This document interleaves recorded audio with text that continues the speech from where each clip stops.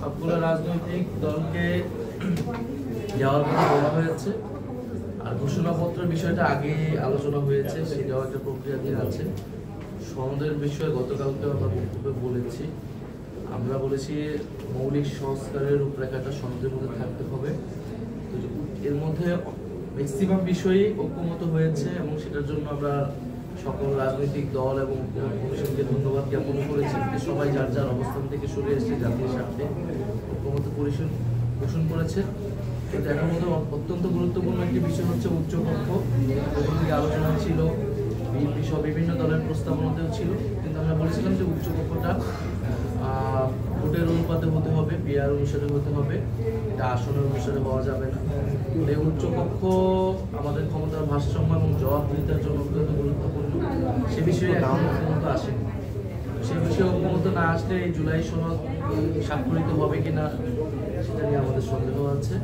আমাদের জায়গা থেকে আমরা বলেছি যে এই বিষয়ে ঐক্যমত আসার পরে আমরা জুলাই সনদের বিষয়টা বিবেচনা করবো। তবে আমরা চাই যে 5ই আগস্টের মধ্যেই জুলাই সনদটা তৈরি হয়ে যায় এবং সর্বদলীয় ঐক্যমতের মাধ্যমে এটা ঘোষিত হবে। দ্বিতীয়ত নেত্রকোনায় যেটা বলেছেন, সেখানে প্রতিবাদ জানানোর যে কারো অধিকার রয়েছে, আবার আমাদেরও অধিকার রয়েছে যে কোনো বিষয়ে, যে কারো বিষয়ে তো আমরা সেই জায়গায় আমাদের দলের একজন সেটা তার বক্তব্যটা ব্যক্ত করেছেন। তাদের যদি সে বিষয়ে বক্তব্য থাকে, প্রতিবাদ থাকে, তারা তাদেরটা ব্যক্ত করবেন, সেটাতে আর কি বিষয় ছিল না,